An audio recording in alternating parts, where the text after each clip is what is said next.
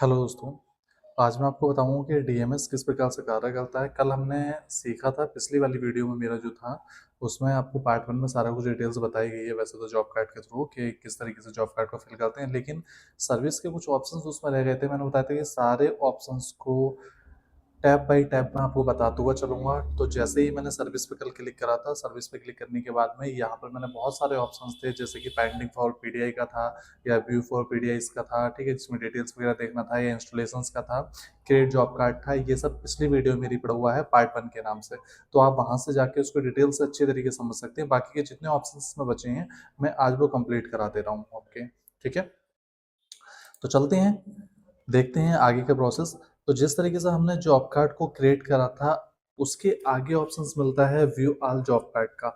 इससे क्या होता है, जो भी जॉब कार्ड हमने फिल करे हैं, मान लीजिए मैंने 1, 2 या 3 जॉब कार्ड जो भी मैंने सर्विस चढ़ाई थी अपने ट्रैक्टर्स की, तो वो जॉब कार्ड को अगर मुझे देखना होता है तो व्यू ऑल जॉब कार्ड पे हमें क्लिक करना पड़ता है। तो जो भी जॉब कार्ड मैंने आज बनाए हैं, वो डिटेल्स मुझे यहाँ पर शो करने लगती है। जैसा अभी मैंने जॉब कार्ड कोई भी नहीं बनाया है, तो यहाँ पर कोई भी जॉब कार्ड नहीं आ रहा। ध्यान से अगर यहाँ पर देखेंगे तो देखो यहाँ पर लिख के भी आ रहा है नो रिकॉर्ड फाउंड। इसका मतलब यही है कि जो भी यहाँ पर जॉब कार्ड है, देखो यहाँ साफ साफ लिखा हुआ आ रहा है कि जो भी हमारे जॉब कार्ड है वो आज नहीं बनाए गए हैं, इसीलिए यहाँ पर इसका जो डाटा है वो फाउंड नहीं शो कर रहा है। ठीक, तो यहाँ पर आप इसे आराम से देख सकते हो। तो यहाँ तक समझ में आ ही चुका होगा। अगर मुझे पिछले का देखना है तो आप यहाँ से डेट चेंज करके, जैसे कि अगर मुझे पिछली डेट का देखना होता है तो आप यहाँ पर क्लिक करके पिछली डेट को सिलेक्ट करके और सर्च वाले ऑप्शंस पे क्लिक कर देंगे तो आपके जो भी जॉब कार्ड है वो यहाँ पर आपके सामने खुल के आ जाएंगे। तो यहाँ से तो हम जॉब कार्ड देखते हैं। ठीक, व्यू ऑल जॉब कार्ड पे जाके हम यहाँ से क्या कर सकते हैं, जॉब कार्ड को चेक कर सकते हैं। पेंडिंग जॉब कार्ड होता है, मान लीजिए मैंने कोई जॉब कार्ड खोलना था, उसको मैंने पूरा कंप्लीट नहीं करा तो वो पेंडिंग में चला जाता है। जैसे मैंने किसी भी रीजन पे उसे खोला या सर्विस चढ़ाने के लिए खोला और मैंने बीच में उसे क्लोज कर दिया। जब मैं उसे बीच में क्लोज करता हूँ तो यहाँ पर होता है क्या है, ये आ रहा है pending for job card close. तो यहाँ पर जो पेंडिंग वाले जॉब कार्ड्स होंगे वो आपके सामने यहाँ पर शो करने लगेंगे। तो ये उसके लिए यहाँ पर दिखाई देता है। ये देखो साफ साफ यहाँ पर दिखाई दे रहा है, ये आपका पेंडिंग फॉर जॉब कार्ड्स के लिए। तो यहाँ से ही क्लियर दिखाई दे जाता है। और बात समझ में आ गई कि पेंडिंग में कौन से जॉब कार्ड आएंगे। पेंडिंग में वो जॉब कार्ड्स आपके यहाँ पर शो कराएंगे जो भी आपने बीच में छोड़ दिए थे या फिर किसी भी रीज़न पर, जैसे कि मान लीजिए डीएमएस काम नहीं कर रहा हो तो बीच में छूट जाता, तो वो पेंडिंग्स के अंदर आ जाता है, जो यहाँ पर आपको दिखाई दे रहा होगा पेंडिंग जॉब कार्ड्स में। ठीक, बात समझ में आ गई। चलते हैं आगे बढ़ते हैं। फिर आता है आपका pending for job cards changes validation. Same तरीके से ये भी काम करता है। इसमें भी आपका पेंडिंग वाला जो होता है उसको आप देख सकते हैं, लेकिन उसको चेंजेस के माध्यम से आप यहाँ पर सर्च कर सकते हैं। तो सर्च करके आप यहाँ पर देख सकते हैं। ठीक है, नेक्स्ट, कोई जॉब कार्ड मान लो मैंने बनाया है, अब जॉब कार्ड बनाने के बाद में मैं चाहता हूँ उसको मुझे दोबारा से ओपन करना है। देखो यहाँ से हम जॉब कार्ड क्रिएट करते हैं, क्रिएट जॉब कार्ड पे जब हम यहाँ पर जाते हैं तो यहाँ पर आपसे चेंजेस नंबर मांगा जाता है। कल मैंने बताया भी था कि यहाँ पर आप चेंजेस नंबर जब डालते हैं तो वो जॉब कार्ड आपका ओपन हो जाता है। तो उसी जॉब कार्ड को अगर मैंने उसकी इनवॉइस नहीं काटी है, इनवॉइस काटने के लिए हमें क्या करना पड़ता है, जनरेट इनवॉइस पे क्लिक करना पड़ता है।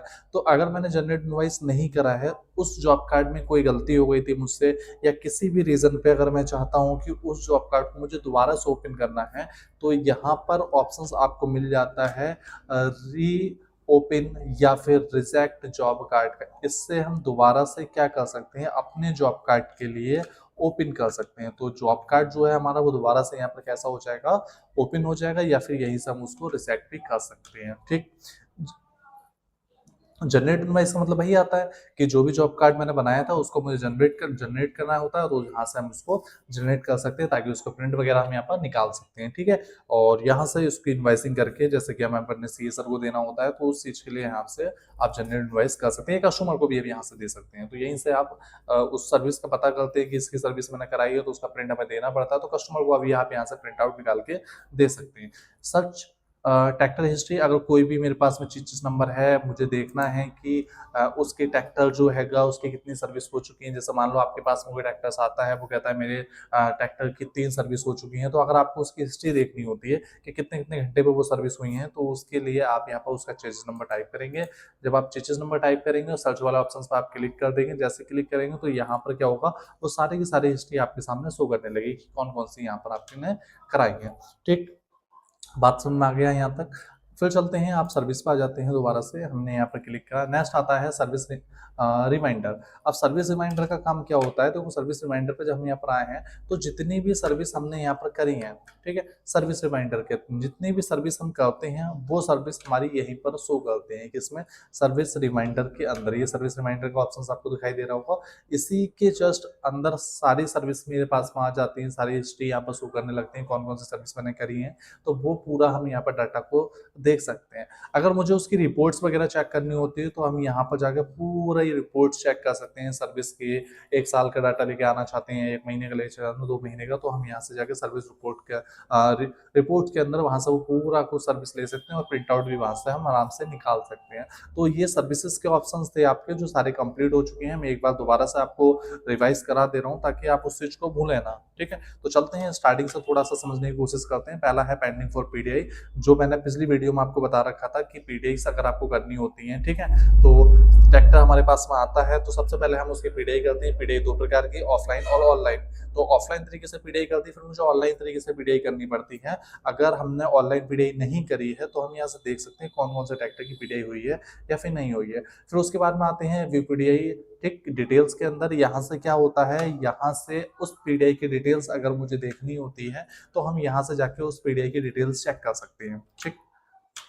नेक्स्ट आता है इंस्टॉलेशंस के लिए। अगर मुझे यहाँ पर इंस्टॉलेशंस देखनी होती है कि मेरे ट्रैक्टर की इंस्टॉलेशंस हुई है या नहीं हुई है, तो वो हम इंस्टॉलेशंस यहाँ से चेक कर सकते हो। तो ये इंस्टॉलेशंस के दे रखा है, ठीक है, यहाँ से हम इसकी इंस्टॉलेशंस को चेक कर सकते हैं, ठीक। तो इंस्टॉलेशंस के लिए हो गया। नेक्स्ट आता है क्रिएट जॉब कार्ड, जो मैंने बताया था, ठीक है, पिछली वीडियो में। क्रिएट जॉब कार्ड, यहाँ से हम जॉब कार्ड को क्रिएट कर सकते हैं, ठीक है। और फिर वहां पर जाके हमें चेजिस नंबर डालने पड़ते हैं, घंटे उसके डालने पड़ते हैं। फिर जो जो उसमें हमने सामान डाला होता है, जैसे कि मान लीजिए हमने मोबिल डाला होता है, मोबिल फिल्टर डाला होता है, ठीक है, यानी कि जो भी ल्यूब्स डाले होते हैं या फिर जो भी स्पेयर हमने डाले होते हैं वो सभी को हमें दिखाना पड़ता है। अगर आपको नहीं समझ में आया है ये, तो पिछली वाली वीडियो आप एक बार देख लेना, उसमें आपको क्लियर हो जाएगा किस तरीके से हम जॉब कार्ड को फिल करते हैं। फिर व्यू ऑल जॉब कार्ड, वही जॉब कार्ड जो हमने अभी बनाए थे, उन जॉब कार्ड को मुझे देखना है तो हम व्यू ऑल जॉब कार्ड पे क्लिक कर देंगे।